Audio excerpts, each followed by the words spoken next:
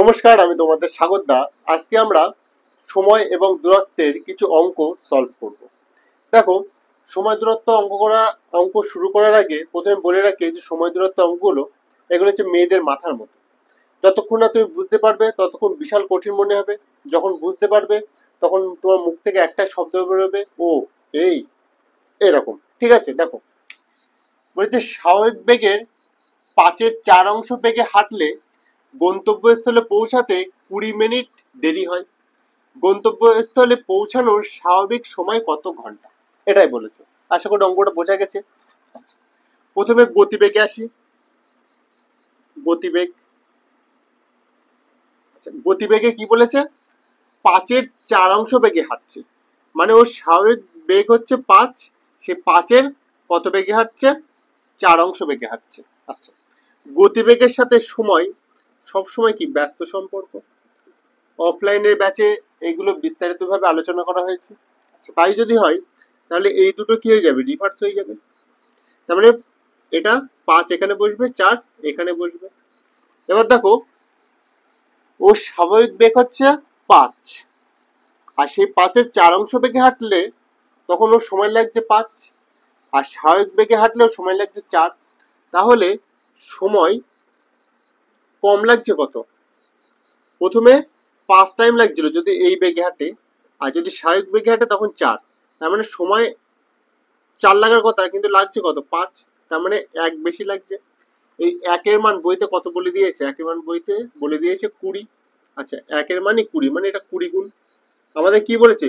স্বাভাবিক বেগে হাঁটলে ওর কত সময় লাগবে। দেখো, স্বাভাবিক বেগ তো এটা, এই বেগে হাঁটলেও সময় লাগছে 4। তাহলে 1-এর 20 গুণ হচ্ছে 20, তাহলে 4-এর 20 গুণ কত হবে? 80। 80 কি মিনিট? যেহেতু 20 মিনিট বলে দিয়েছে, তার মানে 80 মিনিট। 80 মিনিট মানে কত ঘন্টা? 80 মিনিট যখন 80 মিনিটটাকে যখন ঘন্টায় কনভার্ট করবে তখন সেটা 1/1-এর 3 ঘন্টা আসবে। তাহলে সঠিক অ্যান্সার কি? Option B. আশা করি অঙ্কটা বোঝা গেছে। চলে আসি পরের অঙ্কে। চলে এসো পরের অঙ্কে। দেখো, পরের অঙ্কটা একই রকম, শুধু ডাটাগুলো আলাদা। আচ্ছা, তাও অঙ্কটা একবার পড়ি। বলেছে স্বাভাবিক বেগের 4/3 বেগে চললে গন্তব্যস্থলে পৌঁছাতে 2 ঘন্টা বেশি সময় লাগে। স্বাভাবিক বেগে চললে সেই দূরত্ব কত ঘন্টায় অতিক্রম করবে? একই রকম। চলো গতিবেগ লিখি। আচ্ছা, গতিবেগ কি বলেছে? 4/3 বেগে প্রথমে চলছে, তার মানে ওর স্বাভাবিক বেগ কত? 4, সেই 4-এর ভেতর 3 বেগে চলছে। আচ্ছা, গতিবেগের সাথে সময় সবসময় কি হয়? ব্যস্ত সম্পর্ক, তাই তো? তার মানে দুটো কি হয়ে যাবে? রিভার্স হয়ে যাবে।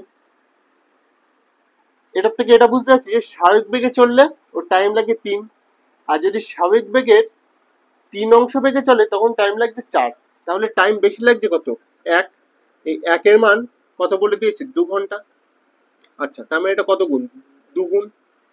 এবার বলেছে স্বাভাবিক বেগে চললে, স্বাভাবিক বেগ চললে এটা আসবে। স্বাভাবিক বেগ হচ্ছে এটা, এই বেগে চললে টাইম লাগছে 3। তার মানে এটার 1-এর দ্বিগুণ 2, তাহলে 3-এর দুগুণ কত হবে? 6।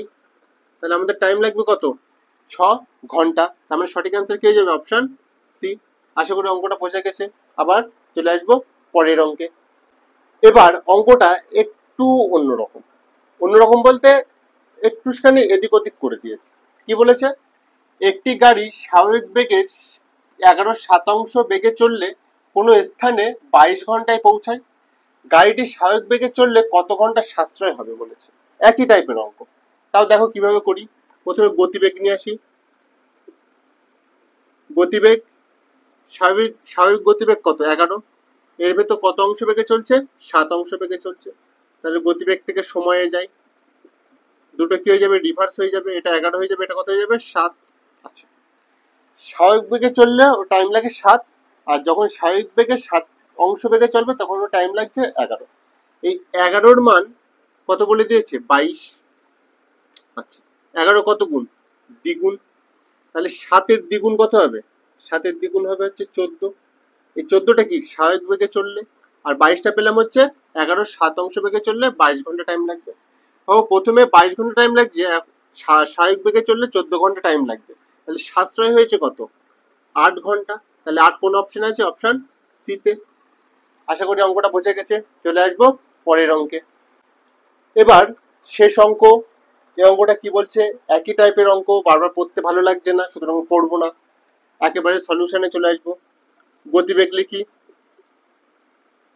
আচ্ছা, 4-এর 3 অংশ বলেছে, তাহলে 4 উপরে 3, সময়ে যাব,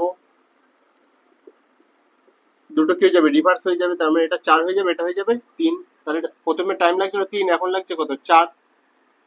তাহলে টাইম বেশি লাগছে কত, 1। এই 1-এর মান কত বলে দিয়েছে, 15। আচ্ছা, কত গুণ, 15 গুণ। তাহলে 3-এর সাথে 15 গুণ কত করলে কত হবে, 45। তার মানে সঠিক আনসার কি হচ্ছে, অপশন ডি। আশা করি অঙ্কগুলো তোমাদের বোঝা গেছে। যদি বোঝা যায় তাহলে তোমার বাড়ি অবশ্যই প্র্যাকটিস করবে। এই টাইপের অঙ্কগুলো আমরা এইভাবে করব। আর যদি ক্লাসটি ভালো লেগে থাকে অবশ্যই একটা লাইক করে দেবে। আজকের ক্লাস এই পর্যন্ত, দেখা হচ্ছে পরবর্তী ক্লাসে।